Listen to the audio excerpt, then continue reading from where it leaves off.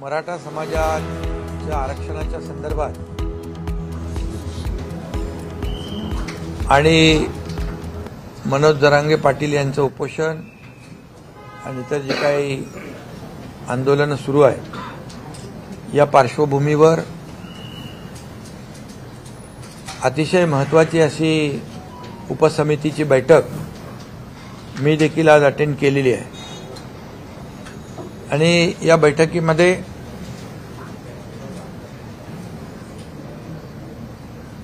अतिशय तपशीलवार चर्चा त्या बैठकीत झाली।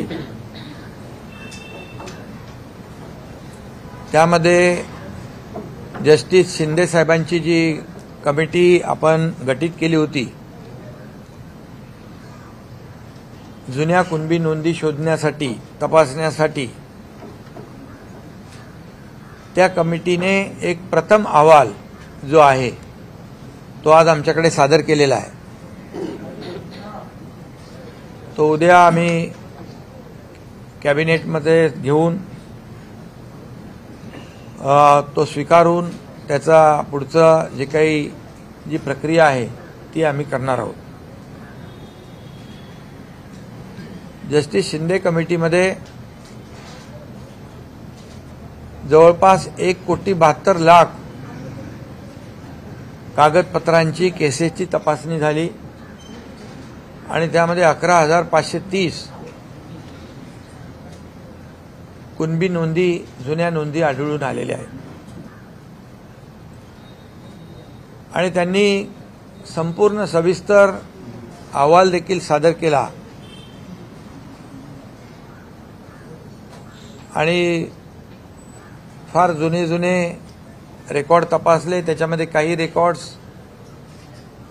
उर्दूमधले, काही मोडी लिपीमध्ये देखील सापडले आणि पुढे देखील त्यांनी हैदराबादमध्ये जे जुने पुरावे नोंदी त्या कागदपत्रांसाठी विनंती केलेली आहे आणि त्याच्यामध्ये देखील त्यांचं म्हणणं आहे की आणखी काही नोंदी सापडतील म्हणून त्यांनी 2 महिन्याची आपल्याला सरकारकडे मुदत मागितली आणि काम तसं बघायला गेलं तर त्यांनी खूप चांगल्या प्रकारचं काम केलंय। म्हणजे अनेक पुरावे तपासले, 1, 2, 3 असे 15-16 पुरावे तपासले। अतिशय डिटेलमध्ये त्यांनी त्याच्यामध्ये काम केलेलं आहे आणि म्हणून सरकारने त्यांना 2 महिन्याची जी काही मुदत दिली की त्यांच्या कामाचा आवाका आणि त्यांच्या कामातून आलेलं आउटपुट जे आहे त्याचं प्रमाण मोठं आहे। तरी सुद्धा त्यांना आम्ही सांगितलेलं आहे, विनंती केली आहे की 2 महिन्याचा अवधी असला तरी सुद्धा लवकरात लवकर आपला रिपोर्ट सादर करा, अंतिम रिपोर्ट। पण हे जे 1,73,00,000 कागद तपासलेत, केसेस तपासल्यात आणि 11,530 याच्यामधून नोंदी सापडल्यात, ही देखील एक समाधानकारक बाब आहे आणि म्हणून त्यांना देखील कुणबी प्रमाणपत्र जे आहेत ज्यांच्या नोंदी सापडल्यात त्या कागदपत्रांची तपासणी करून पुढची कार्यवाही देखील सुरू होऊन जाईल। दुसरं हा एक भाग झाला जस्टिस शिंदे कमिटीचा आणि दुसरा एक भाग जो आहे जे मराठा आरक्षण, मूळ मराठा आरक्षण जे आहे हे सुप्रीम कोर्टामध्ये जे रद्द झालं त्यावर देखील सरकार काम करतंय आणि क्युरेटिव्ह पिटिशनमध्ये सुप्रीम कोर्टाने ड्यू प्रोसेसमध्ये मॅटर लिस्टिंग करून आम्ही ऐकू अशा प्रकारचं एक विंडो सुदैवाने ओपन झालेला आहे आणि त्यावर देखील काम सरकारचं युद्ध पातळीवर सुरू आहे। आज मागासवर्ग आयोगाचे अध्यक्ष निरगुडे साहेब होते, त्यांची कमिटी त्याच्यावर काम करते। त्यांना जी काही लागणारी मदत जी आहे ही पूर्णपणे सरकार उपलब्ध करून देईल आणि रिजन वाईज त्यामध्ये ज्या तज्ञ संस्था आहेत, या तज्ञ संस्था त्यामधून त्यांना मदत करतील। पूर्ण मॅनपॉवर, जे जे काय आवश्यक असेल स्टाफ आणि ज्या संस्था विश्वसनीय संस्था आहेत, ज्यांनी यापूर्वी देखील काम केलेलं आहे, अशा संस्थांच्या माध्यमातून युद्ध पातळीवर ते इम्पिरिकल डेटा जो आहे तो त्याचं एक्सरसाइज आणि गोळा करण्याचं काम होईल आणि मराठा समाज मागास कसा आहे हे सिद्ध करण्यासाठी या क्युरेटिव्ह पिटिशनच्या माध्यमातून आपल्याला ते उपयुक्त ठरेल। कारण त्याच्यामध्ये ऑर्डर करताना सुप्रीम कोर्टाने मागे आपलं आरक्षण रद्द करताना ज्या काही त्रुटी काढलेल्या आहेत,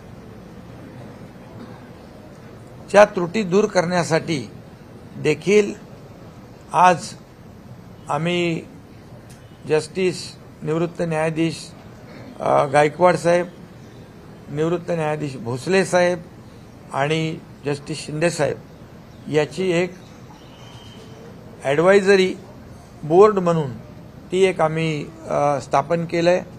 कारण गायकवाड साहेबांचा पहिला रिपोर्ट त्यांचा होता, दुसरा रिपोर्ट भोसले साहेबांचा होता आणि जस्टिस शिंदे तर आता त्याच्यावर काम करतायत। त्यामुळे तो एक आम्ही निर्णय आज घेतलेला आहे। ही कमिटी जी आहे महत्त्वाची 3 जस्टिस निवृत्त न्यायमूर्तींची, ही सरकारला क्युरेटिव्ह पिटिशन आणि टिकणारं मराठा आरक्षण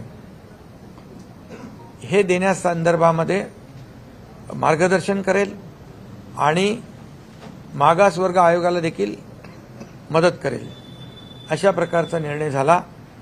एक टास्क फोर्स जो आहे तो देखील सिनियर काउन्सिलचा आपण गठीत केलेला आहे आणि त्यांची देखील बैठक जी मागच्या वेळेस मराठा आरक्षण जे देवेंद्र फडणवीस साहेब मुख्यमंत्री असताना दिलं, त्या कमिटीमध्ये दादा आम्ही सगळेच होतो आणि त्यात देखील जे काही तज्ज्ञ आहेत त्या तज्ज्ञांनी मराठा आरक्षण मिळवून देण्यासाठी, हायकोर्टमध्ये टिकवण्यासाठी जे काही काम केलं, त्यांची देखील बैठक टास्क फोर्सचे जे आपले वकील आहेत किंबहुना आपली जी बाजू सुप्रीम कोर्टामध्ये मांडणार त्यांची देखील बैठक तातडीने घेण्याचा निर्णय आम्ही घेतलेला आहे। आणि एकंदरीत हा डाटा गोळा करण्यासाठी रिजन वाईज म्हणजे टाटा इन्स्टिट्यूट असेल, गोखले इन्स्टिट्यूट आहे, असे अनेक जे काही नामवंत आहेत, विश्वसनीय संस्था आहेत, त्यांची मदत आम्ही या ठिकाणी घेणार आहोत। आणि ज्यांना या बाबतीमध्ये, ज्यांनी मगाशी मी म्हटलं की मागच्या वेळेस जे आरक्षण दिलं आणि हायकोर्टामध्ये त्याला चॅलेंज झालं, पण हायकोर्टामध्ये देखील ते टिकवलं आणि त्यामध्ये ज्यांनी सहभाग घेतला, योगदान दिलं, त्यांची देखील मदत आम्ही घेतोय। खरं म्हणजे हा मुद्दा फार जुना आहे, 1980 पासूनचा। असा असला तरी सुद्धा या मुद्द्याला, मराठा आरक्षणाला खऱ्या अर्थाने चालना दिली ती देवेंद्र फडणवीस साहेब मुख्यमंत्री होते त्यावेळेस दिली आणि त्यावेळेस मराठा समाजाला आरक्षण आपण सरकारने दिलं। हायकोर्टामध्ये त्याला चॅलेंज झालं, ते टिकवण्याचं काम आपल्या सरकारने आणि या सर्व तज्ज्ञ लोकांनी केलं। सुप्रीम कोर्टामध्ये अपील झाल्यानंतर दुर्दैवाने ते आरक्षण रद्द झालं। दुर्दैवानेच म्हणेन मी, कारण ह्याच्यामध्ये त्यावेळेस सुप्रीम कोर्टाने काही त्रुटी आणि ऑब्झर्वेशन नोंदवले, त्यामध्ये त्याला आपण कोर्टाला त्यावेळेस कन्व्हिन्स त्यावेळेचे जे कोणी असतील ते करू शकले नाहीत। दुर्दैवाने मी म्हणेन, आज मी त्याच्यामध्ये राजकारणामध्ये जाऊ इच्छित नाही, परंतु काही गोष्टी ज्या आहेत, काही कागदपत्र त्याला सादर करण्यासाठी देखील अनेक वेळा सुप्रीम कोर्टाच्या तारखा मागितल्या गेल्या। अनेक वेळा काही असंही घडलं की मराठीतलं इंग्लिशमध्ये ट्रान्सलेट करणं हे देखील त्यालाही विलंब झाला, किंबहुना त्याच्यामध्ये देखील त्रुटी राहिल्या। या सगळ्या कारणांमुळे जे सुप्रीम कोर्टाने रद्द केलेलं आरक्षण जे आहे हे आरक्षण आताच्या क्युरेटिव्ह पिटिशनमध्ये त्याच्या त्रुटी दूर करण्याचं काम आणि मराठा समाज मागास कसा आहे हे सिद्ध करण्याचं काम वार फुटिंगवर युद्ध पातळीवर आमचं सरकार करेल आणि टिकणारं कायद्याच्या चौकटीत बसणारं आरक्षण जे आहे हे देण्यासाठी सरकार कटिबद्ध आहे। सरकारने जबाबदारी घेतलेली आहे। सरकारची जबाबदारी मी जाहीरपणे व्यक्त केलेली आहे आणि त्यामुळे